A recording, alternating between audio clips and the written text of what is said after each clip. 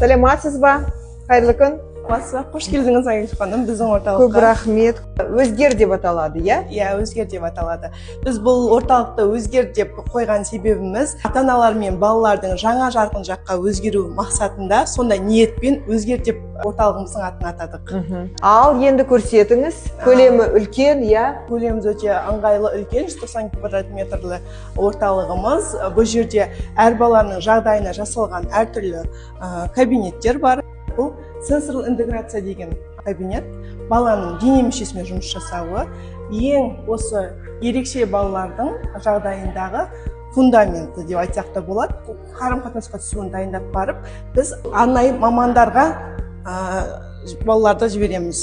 Бұл жерде дефектологтар баланың түсінігімен жұмыс жасайды, баланы сабақ өткізеді, қарым-қатынасқа түсуді үйретеді. Былай өтейік. Мына жерде кім? Бұл жерде бізде логопед, аба специалистер жұмыс жасайды. Аба специалистер баланың мінез-құлқын, поведениесімен жұмыс жасаса, біздің логопед мамандарымыз балаларға дыбыс қояды. Логопед, дефектолог, сенсорика, аба специалист, АФК. Мына жерде не бар? Бұл жерде бізде енді тағы бір ерекшелігіміз деп айтсақ болады. Бұл жерде ата-анамен жұмыс жасайтын психолог кабинеті болады. Не үшін керек деп сұрасаңыз, ол кісілерге де бір уақыт өзіне көңіл бөліп, ішіндегі сырын ақтаратын бір уақыт керек.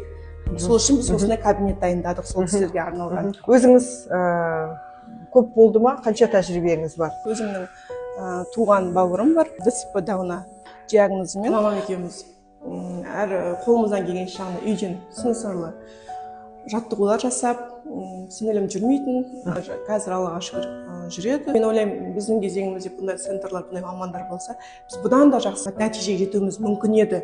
Ешқашан қолды артқа сілтемеңіздер. Бұл Қайырлы Марат қызы, Қайырлы осы өзгер орталықта дефектолог, және де сенсорный интеграциямен айналысасыз. Өте керемет керек жоба. Сәттілік сіздерге. Рахмет.